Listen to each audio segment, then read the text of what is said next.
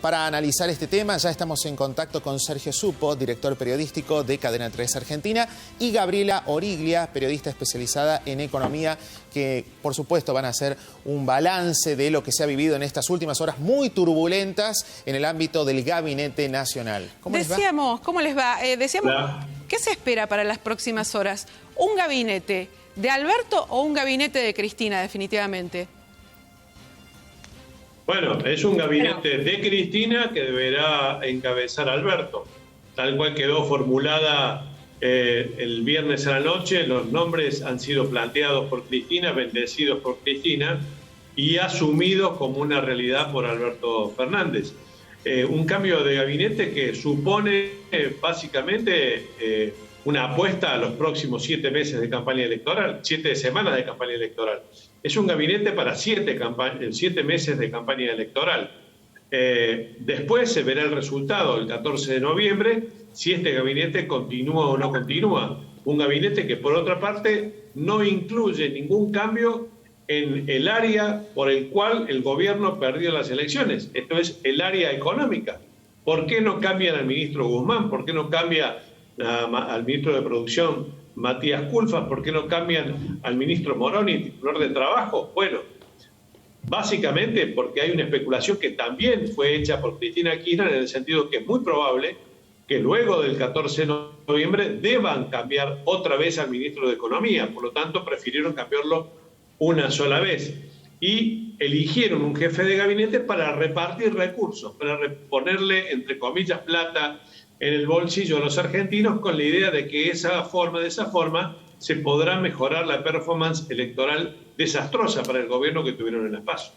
Indefectiblemente, cuando hablamos de política, también tenemos que hablar de los efectos en la economía, especialmente cuando se habla de estos posibles anuncios para reactivar el consumo en la República Argentina. Todo un desafío. Ya sabemos que el Gobierno Nacional en reiteradas ocasiones ha activado distintos programas, como el Ahora 12, para poder potenciar un poquito más la actividad económica en nuestro país. Pero ¿sería acaso la solución, Gabriela? Digo, ¿de qué se habla cuando el gobierno se refiere a este shock de anuncios para reactivar el consumo en nuestro país?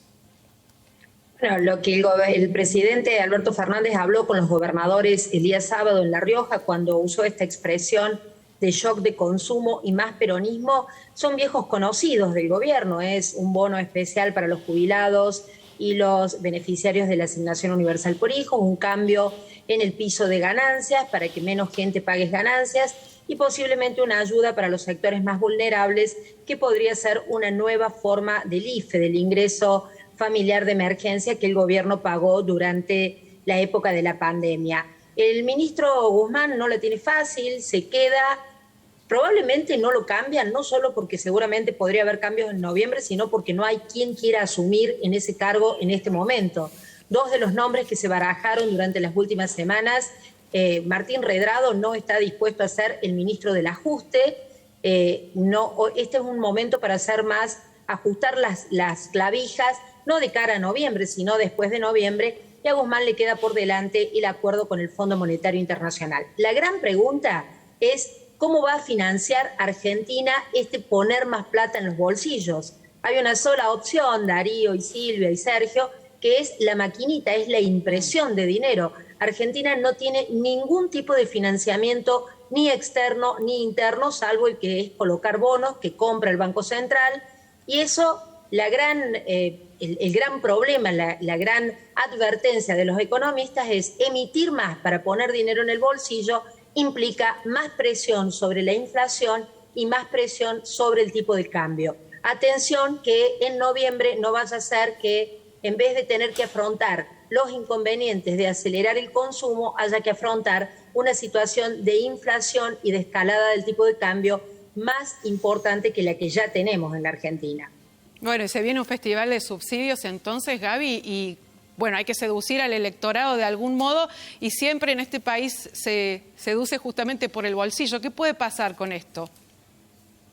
Bueno, básicamente es que si hay más dinero suceda esta situación, ¿no? Estemos emitiendo más dinero, más papeles, y ese papel no tenga el respaldo necesario.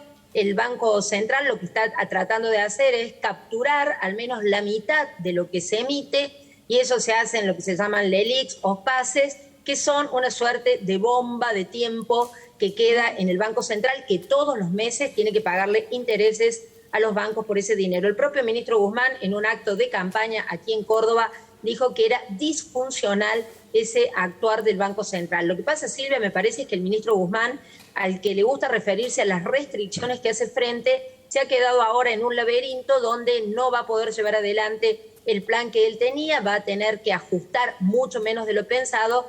Y por supuesto, la pregunta es si el voto castigo al gobierno fue solo un voto económico, o acá hay otros elementos que tienen que ver con el manejo de la pandemia, con la situación sanitaria, que han afectado la decisión de los argentinos y que le han dado esta fuerte derrota al presidente y a su equipo. La otra decisión que se tomó el sábado en La Rioja es que la campaña de cara a noviembre se va a provincializar.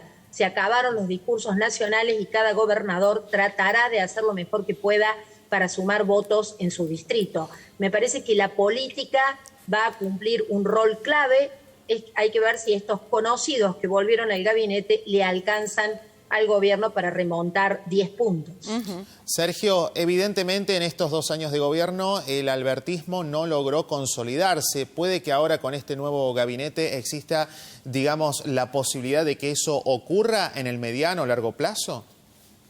Es muy difícil hablar de albertismo teniendo en cuenta que el propio Alberto Fernández fue el que rechazó la posibilidad de enfrentar mediante un grupo propio a Cristina Kirchner. Y la semana pasada, luego de una secuencia muy dura en términos de enfrentamiento, terminó, como se especulaba, con un sometimiento, un nuevo sometimiento, ahora más débil por una derrota electoral, al criterio de la vicepresidenta de la Nación. Lo que ha quedado planteado, y en ese sentido, más allá de la cuestión ideológica por parte de la vicepresidenta, le ha armado un gabinete a Alberto Fernández para que se acentúe una política de clientelismo político. Mansur es un especialista en clientelismo político en la provincia de Tucumán, en el reparto de bienes, de dinero, de bolsones, de cupones por compras en tiempos electorales. Lo acabamos de ver en la última PASO, no solo en la provincia de Tucumán. Hacia eso apuntará estas 7 semanas de campaña con este gabinete, a un reparto intensivo sobre distintas áreas del electorado para ver si existe allí la posibilidad de, con esa cosmética electoral, encontrar apoyo político y no perder como perdieron, por la diferencia que perdieron en las elecciones primarias. Es un intento desesperado, lo veremos el 14 de noviembre si da resultados. Lo que está claro que lejos está el nuevo gabinete de plantear alguna política de fondo estructural respecto de los problemas centrales que llevaron a la derrota al gobierno de Alberto Fernández y de Cristina Kirchner. Bueno, lo veremos en las próximas horas porque esta novela del poder en la Argentina no tiene fin. Gracias a los dos. Muchas gracias. Muy amable. Gracias, buenos días. Hasta luego.